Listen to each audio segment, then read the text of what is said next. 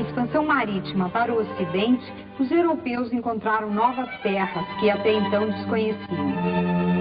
O primeiro navegador europeu que alcançou essas novas terras foi Cristóvão Colombo no ano de 1492. Colombo acreditava que essas terras pertenciam ao continente asiático. A partir de então, multiplicaram-se as viagens de exploração na direção do Novo Mundo. Em 1504, o navegador Américo Vespúcio revelou ao mundo que as novas terras não faziam parte da Ásia, como pensava Colombo, mas que formavam um novo continente.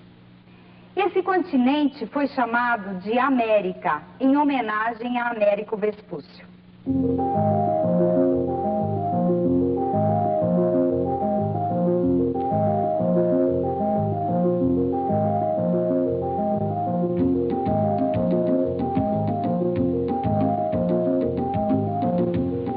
Antes da chegada dos europeus, as terras americanas eram habitadas por inúmeros povos. Alguns deles viviam na América há mais de 40 mil anos e todos possuíam culturas muito diferentes da europeia. Os povos americanos tinham costumes, hábitos alimentares, línguas e modos de vida muito diferentes entre si. Alguns dos povos americanos tinham formado civilizações bastante complexas e avançadas. Eram os astecas, que viviam no sul do México, os maias, na América Central, e os incas, na América do Sul. Os astecas, os maias e os incas exerciam uma intensa atividade artesanal, agrícola e comercial. Quando os europeus chegaram à América, encontraram grandes templos e cidades construídas por esses povos. Na época, a maioria dos outros povos que habitavam a América viviam em tribos ou em pequenas comunidades e desenvolviam atividades de produção voltadas apenas para a satisfação de suas necessidades vitais. Eram, por exemplo, os esquimós, que viviam no extremo da América do Norte, os moicanos e os siús na América do Norte, os tupinambás, os guaranis, os chavantes, os aimorés e os parecis na América do Sul, e os patagões no extremo da América do Sul. Esses objetos, por exemplo, pertenciam às tribos coletoras e caçadoras da América do Sul. Para a população indígena, o contato com os europeus significou a morte e a destruição. Através do uso da força, os europeus, em pouco tempo, escravizaram os povos americanos, transmitiram doenças, tomaram suas terras, saquearam suas riquezas e destruíram suas culturas e civilizações. Em poucas décadas, os europeus dizimaram mais da metade dos 40 milhões de habitantes nativos da América. Eram tantos os índios que mataram que se fez um rio de sangue. Esta frase foi extraída de um relato sobre a conquista da Guatemala pelos espanhóis. As explorações marítimas beneficiaram principalmente dois países, Portugal e Espanha. A Espanha enriqueceu muito com a conquista das civilizações Inca, Azteca e Maia e com a exploração de suas minas de ouro e prata. Enquanto a Espanha explorava a América, Portugal dominava o rico comércio com as Índias, que era feito pela rota africana. No início do século XVI, Portugal já havia estabelecido inúmeras feitorias ao longo da costa da África, da Península Arábica e da Índia. Os outros estados europeus, como a França, a Holanda e a Inglaterra, também queriam explorar as riquezas das novas terras e participar do seu comércio. Estas nações passaram então a contestar a divisão do mundo estabelecida pelo Tratado de Tordesilhas. Para estas nações, Portugal e Espanha só teriam direito às terras que tivessem efetivamente ocupado, povoado e explorado. Francisco I, rei da França, deixou clara a posição de seu país diante do Tratado de Tordesilhas com a seguinte frase: quero que mostrem a cláusula do testamento de Adão, na qual se basearam os portugueses e os espanhóis para dividirem o mundo entre si. Assim, França, Inglaterra e Holanda começaram a invadir, conquistar e ocupar terras dos continentes americano e africano.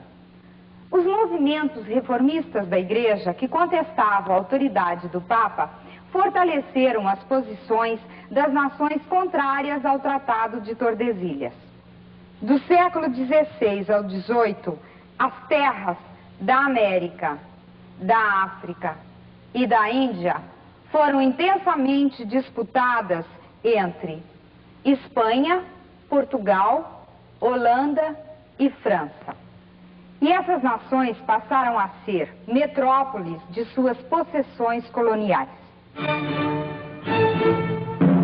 Entre os séculos XVI e XVIII, os reis europeus que já controlavam as atividades políticas, administrativas e militares de seus países, passaram também a controlar sua economia.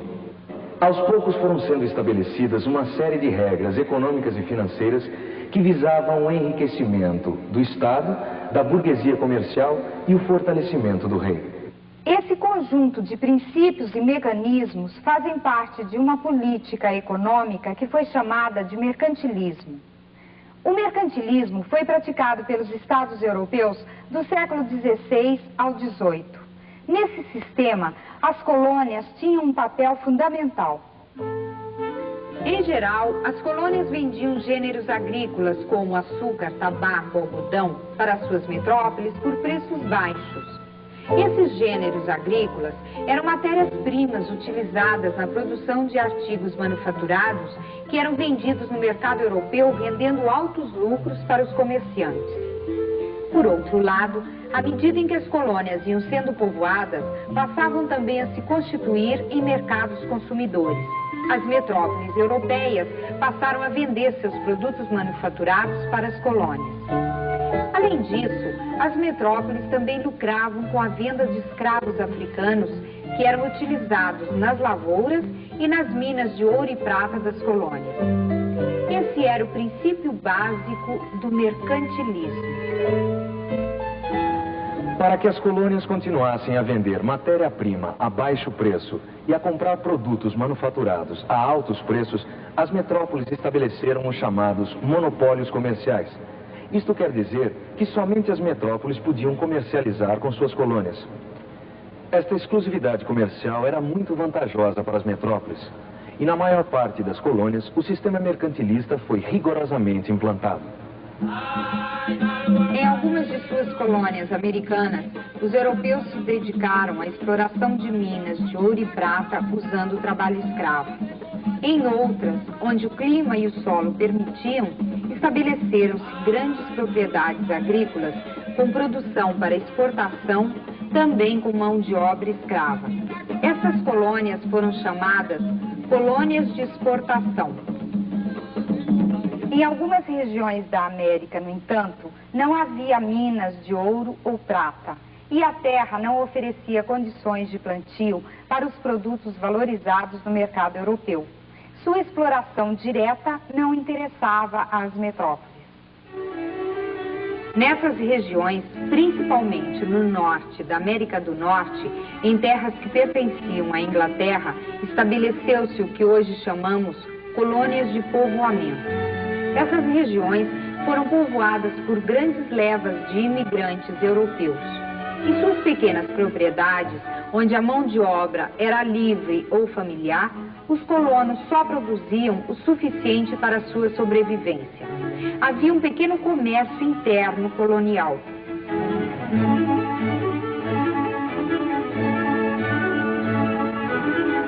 Durante séculos, a América forneceu uma quantidade imensa de riquezas para os estados e para a burguesia europeia. Ao mesmo tempo, na América, as civilizações indígenas foram sendo praticamente destruídas. Além disso, os países que vieram a se formar na América herdaram do sistema colonial de exploração fortes laços de dependência em relação aos países da Europa. O próximo programa chama-se Terra do Brasil, Terra do Açúcar. Até lá!